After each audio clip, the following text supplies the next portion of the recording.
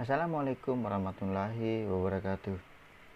Pada kesempatan kali ini saya akan melakukan presentasi seminar proposal saya yang berjudul Evaluasi Kinerja Jalan Siam Akibat Beroperasinya Rumah Sakit Caritas Bakti Pontianak. Perkenalkan, nama saya Roni, NIM D1012151021. Yang pertama-tama terima kasih kepada dosen pembimbing saya, yaitu Pak Ahmad Dali MSc dan Ibu Sumietina STMT. Dan terima kasih juga kepada dosen penguji saya, Pak Dr. Said STMT dan Ibu Siti Nurlaili Kadarini STMT. Pembahasan. Di sini ada 3 pokok pembahasan. Yang pertama adalah pendahuluan, yang kedua studi pustaka, yang ketiga metodologi penelitian. Pendahuluan. Latar belakang analisis dampak lalu lintas atau disebut antara lain adalah suatu penelitian mengenai dampak lalu lintas dari suatu kegiatan yang dihasilkan dari pembangunan atau pengembangan di suatu kawasan tertentu. Salah satu dari sekian banyak pembangunan yang ada di Kota Pontianak, saya memilih lokasi atau tempat untuk studi kasus terakhir ini adalah Rumah Sakit Caritas Bakti. Akibat kegiatan yang ada di rumah sakit, tampaknya adalah meningkatnya jumlah kendaraan yang melintasi jalan tersebut, sehingga diperkirakan akan menyebabkan lalu lintas menjadi lebih padat dan ramai. Hal itu dikarenakan daerah tersebut merupakan daerah permukiman yang padat penduduk, dan banyak terdapat pusat kegiatan seperti warung, kafe, toko, dan lain-lain. Maksud dan tujuan. Maksudnya adalah untuk menganalisis dan mengevaluasi kinerja jaringan jalan yang terdampak akibat adanya Rumah Sakit Caritas Bakti. Tujuannya adalah untuk mengetahui dampak dari kegiatan Rumah Sakit Caritas Bakti terhadap kondisi lalu lintas dan kinerja jaringan jalan. Perumusan masalah. Yang pertama, bagaimana sistem jaringan jalan di kawasan Rumah Sakit Caritas Bakti yang ditinjau dari aspek volume, derajat kejenuhan, dan jumlah bangkitan dan tarikan menggunakan MKJI 1997. Yang kedua, mengevaluasi kondisi serta kinerja jaringan jalan existing. Dan terakhir, menemukan solusi untuk menjaga kelancaran arus lalu lintas sehingga arus lalu lintas menjadi aman dan nyaman sebagai upaya mengurangi permasalahan lalu lintas di jalan tersebut. Batasan masalah. Waktu penelitian dilakukan pada tahun 2022. Standar perhitungan menggunakan Manual Kapasitas Jalan Indonesia atau MKJI 1997. Lokasi kegiatan yang menjadi objek penelitian adalah Rumah Sakit Caritas Bakti dan jalan yang terdampak. Yang terakhir, inventarisasi kondisi prasarana jalan. Geometrik luas jalan meliputi jarak lokasi terhadap jalan utama, lebar jalan, arah lalu lintas, desain jalan, fasilitas pelengkapan jalan, rambu, marka jalan, dan sebagainya, dan kondisi jalan. Pengertian dampak lalu lintas. Analisis dampak lalu lintas adalah serangkaian kegiatan kajian mengenai dampak lalu lintas dari pembangunan pusat kegiatan permukiman dan infrastruktur yang hasilnya dituangkan dalam bentuk dokumen hasil analisis dampak lalu lintas. Peraturan Menteri Nomor 75 Tahun 2015. Kriteria dampak lalu lintas. Menurut Peraturan Pemerintah Nomor 32 Tahun 2011, menyatakan di pasal 47 setiap rencana pembangunan pusat kegiatan permukiman dan infrastruktur yang akan menimbulkan gangguan keamanan, keselamatan, ketertiban, dan kelancaran lalu lintas akan angkutan jalan wajib dilakukan analisis dampak lalu lintas. Yang kedua, besarnya tingkat bangkitan lalu lintas tersebut ditentukan oleh jenis dan besaran peruntukan lahan. Ukuran minimal bangunan pusat kegiatan maupun pembangunan kawasan dengan peruntukan lahan yang berada pada ruas jalan nasional wajib melakukan studi analisa dampak lalu lintas.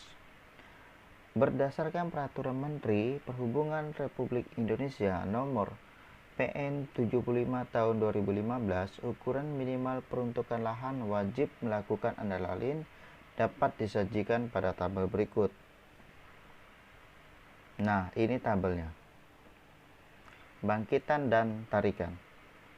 Bangkitan atau tarikan perjalanan dapat diartikan sebagai banyaknya jumlah perjalanan atau pergerakan atau lalu lintas yang dibangkitkan oleh suatu zona atau kawasan per satuan waktu, per satuan detik, menit, jam, hari, minggu, dan seterusnya. Dari pengertian tersebut, maka bangkitan perjalanan merupakan tahapan permodelan transportasi yang bertugas untuk memperkirakan dan meramalkan jumlah atau banyaknya perjalanan yang akan berasal atau meninggalkan dari suatu zona atau kawasan atau petak lahan yang datang atau tertarik ke suatu zona pada masa yang akan datang per satuan waktu. Analisa kinerja ruas jalan. Arus lalu lintas terbentuk dari pergerakan individu, pengendara, dan kendaraan yang melakukan interaksi antara yang satu dengan yang lainnya pada suatu ruas jalan dan lingkungannya. Volume lalu lintas. Volume lalu lintas ruas jalan adalah jumlah atau banyaknya kendaraan yang melewati suatu titik tertentu pada ruas jalan dalam suatu satuan waktu, menurut MKJI 1997. Komposisi lalu lintas. Menurut Direktorat Jenderal Bina Marga, arus lalu lintas adalah jumlah kendaraan bermotor yang melalui titik tertentu per satuan waktu, dinyatakan dalam kendaraan per jam atau SMP per jam. Arus lalu lintas perkotaan tersebut terbagi menjadi 4 jenis, yaitu kendaraan ringan atau LV meliputi kendaraan bermotor 2AS beroda 4 dengan jarak AS 2-3 meter, termasuk mobil penumpang, mikrobus, pickup, truk kecil sesuai dengan sistem Bina Marga. Yang kedua ada kendaraan berat atau HV meliputi kendaraan motor dengan jarak AS lebih dari 3,5 meter, biasanya beroda lebih dari 4, termasuk bus, truk 2S, truk 3S, dan truk kombinasi. Berikutnya ada sepeda motor atau MC, meliputi kendaraan bermotor roda 2 atau 3, termasuk sepeda motor dan kendaraan roda 3, sesuai sistem klasifikasi Bina Marga. Yang terakhir ada kendaraan tidak bermotor atau UM, meliputi kendaraan beroda yang menggunakan tenaga manusia, tenaga hewan, dan lain-lain, termasuk becak, sepeda, kereta kuda, kereta dorong, dan lain-lain sesuai sistem klasifikasi Bina Marga. Hambatan samping. Hambatan samping adalah dampak dari kinerja lalu lintas dari aktivitas samping segmen jalan. Faktor hambatan samping yang sering ditemui adalah yang pertama pejalan kaki. Jumlah pejalan kaki berjalan atau menyeberang sepanjang segmen jalan. Yang kedua ada kendaraan. Kendaraan berhenti dan parkir, kendaraan bermotor yang masuk dan keluar dari lahan sisi jalan, dan kendaraan yang bergerak lambat yaitu sepeda, becak, dan yang lainnya. Perencanaan transportasi. Volume lalu lintas dua arah pada jam paling sibuk dalam sehari dipakai sebagai dasar untuk analisa kinerja ruas jalan dan persimpangan yang ada. Untuk kepentingan analisis, kendaraan yang disurvei diklasifikasikan atas: A. Kendaraan ringan, B. Kendaraan berat, C. Kendaraan sepeda motor. Berdasarkan hal tersebut, maka karakteristik lalu lintas dapat dihitung dengan pendekatan sebagai berikut. Kapasitas jalan. Kapasitas jalan perkotaan dihitung dari kapasitas dasar. Kapasitas dasar adalah jumlah kendaraan maksimum yang dapat melintasi suatu penampang pada suatu jalur atau jalan selama 1 jam. Dalam keadaan jalan lalu lintas yang mendekati ideal dapat dicapai. Besarnya kapasitas jalan dinyatakan dengan persamaan C sama dengan CO kali FCW kali FCSP kali FCSF kali FCS FCCS. Tabel perhitungan kapasitas jalan. Ini adalah tabel kapasitas jalan perkotaan atau CO dan sebagainya.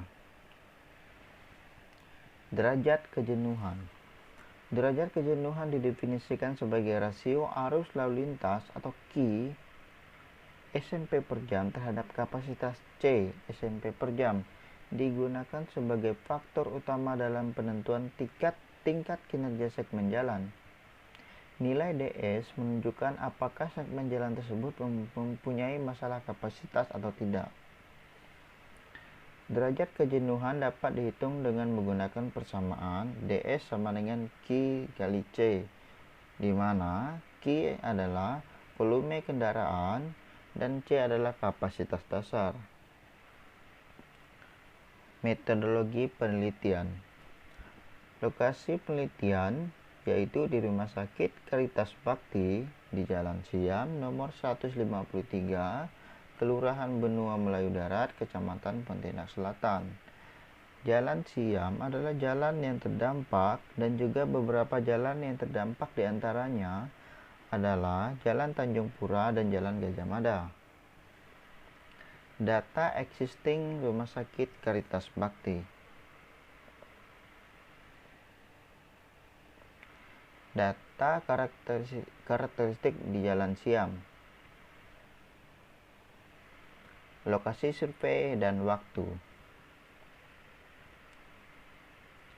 Untuk waktu survei dilakukan selama 3 hari, yaitu pada hari Sabtu mewakili hari akhir pekan, Minggu mewakili hari libur, dan hari Senin mewakili hari kerja. Survei perhitungan arus lalu lintas dan bangkitan tarikan Rumah Sakit Caritas Bakti ditentukan pada waktu jam puncak pagi, jam puncak siang dan sore, dan juga malam hari, yaitu sekitar pukul 7 sampai jam 9 pagi, dan siangnya jam 12 sampai jam 2, dan sorenya jam 4 sampai jam 6, dan malamnya adalah jam 7 sampai jam 9. Puncak ini adalah maksimumnya beban lalu lintas yang dipikul oleh ruas jalan, sedangkan durasi survei selama 2 jam diambil sebagai antisipasi kemungkinan terjadinya pergeseran saat puncak volume lalu lintas. Untuk survei hambatan samping, surveyor ditempatkan di sepanjang Jalan Siam dengan jarak per 200 meter sesuai pedoman MKJI 1997. Tahap pengumpulan data. Data dibagi menjadi 2, yaitu data primer dan data sekunder. Data primer yaitu hambatan samping. Data hambatan samping meliputi pejalan kaki, kendaraan masuk dan keluar, kendaraan melambat, kendaraan parkir, dan lainnya. Arus lalu lintas. Data arus lalu lintas meliputi jumlah arus lalu lintas masing-masing jenis kendaraan dan pada tiap titik lokasi yang sudah ditentukan. Geometrik jalan. Data kondisi geometrik jalan yang berada di sekitar Rumah Sakit Caritas Bakti. Yang berikutnya adalah data sekunder. Peta lokasi. Peta lokasi Rumah Sakit Caritas Bakti didapat dari Google Earth ataupun dalam internet. Data existing. Data existing Rumah Sakit Caritas Bakti didapat dari Rumah Sakit Caritas Bakti dan internet. Data statistik, yaitu jumlah penduduk Kota Pontianak yang didapat dari internet. Nah, ini adalah alat-alat penelitian. Alat yang dibawa untuk penelitian yang pertama adalah formulir survei dan alat tulis.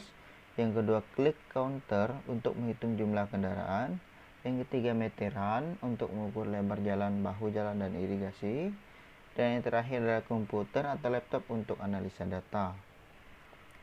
Analisa data. Di sini ada 6 poin. Yang pertama, menghitung bangkitan dan tarikan. Yang kedua, menghitung kapasitas jalan. Yang ketiga, menganalisa hambatan samping. Yang keempat, menghitung volume lalu lintas. Yang kelima, analisa kebutuhan parkir. Yang keenam, analisa derajat kejenuhan. Perhitungan bangkitan dan tarikan. Untuk mendapatkan nilai bangkitan dan tarikan dari rumah sakit Kalitas Bakti sebagai tarikannya, maka perlu dilakukan survei, yaitu menghitung kendaraan keluar dan masuk ke area rumah sakit Kalitas Bakti. Penempatan surveyor untuk analisa kebangkitan tarikan ini tepat di depan rumah sakit ini untuk memudahkan perhitungan kendaraan. Nilai bangkitan dan tarikan dapat dijabarkan dengan persamaan berikut. Bangkitan atau tarikan SMP per jam sama dengan nilai tertinggi pada kendaraan masuk atau keluar area yang ditinjau. Kendaraan per jam dikali IMP. Kapasitas jalan. Perhitungan kapasitas jalan menurut MKJI 1997. Untuk jalan tak terbagi, analisa dilakukan terpisah pada masing-masing arah lalu lintas, seolah-olah masing-masing arah merupakan jalan satu arah yang terpisah. Kapasitas jalan dinyatakan dengan persamaan C sama dengan CO kali FCW kali FCSP kali FCSF dikali FCCS. Hambatan samping. Menurut MKJI 1997, hambatan samping adalah dampak terhadap kinerja lalu lintas akibat kegiatan di samping jalan. Volume kendaraan. Volume adalah jumlah kendaraan yang melalui suatu titik pada suatu jalur gerak per satuan waktu. Dalam menghitung volume ini dipilih pada waktu tertentu untuk menggambarkan kondisi lalu lintas yang maksimal yang melewati jalan yang dimaksud. Besarnya volume lalu lintas yang melewati ruas jalan diperoleh melalui survei pencacahan lalu lintas yang dilakukan selama 3 hari. Perhitungan untuk menentukan volume lalu lintas atau Q dalam satuan mobil penumpang atau SMP digunakan ekivalen mobil penumpang yaitu EMP. Untuk jenis kendaraan yang berbeda dan data yang diambil untuk perhitungan adalah yang terbesar pada jam sibuk. Untuk menghitung volume kendaraan untuk setiap jenis kendaraan dikalikan dengan faktor IMP. Untuk faktor IMP di jalan Siam yang berstatus jalan perkotaan dapat dilihat pada tabel pembahasan studi pustaka sebelumnya. Jenis kendaraan dalam perhitungan diklasifikasikan dalam 3 macam kendaraan, yaitu kendaraan ringan, kendaraan berat, dan sepeda motor. Derajat kejenuhan. Derajat kejenuhan atau degree of saturation atau DIS didefinisikan sebagai rasio arus terhadap kapasitas, digunakan sebagai faktor utama dalam penentuan tingkat kinerja ruas jalan. Berikut rumus untuk mencari nilai derajat kejenuhan. DS sama dengan Q dibagi C, di mana DS adalah degree of saturation, Q adalah volume lalu lintas, dan C adalah kapasitasnya. Analisa ruang parkir. Analisa kebutuhan parkir adalah memperhitungkan besarnya satuan ruang parkir yang dibutuhkan. Satuan ruang parkir atau SRP adalah ukuran luas efektif untuk meletakkan kendaraan, mobil penumpang, bus atau truk atau sepeda motor, termasuk ruang bebas dan lebar bukaan pintu. Untuk hal-hal tertentu bila tanpa penjelasan, SRP adalah SRP untuk mobil penumpang. Dan ini adalah alur penelitiannya. Selesai, terima kasih.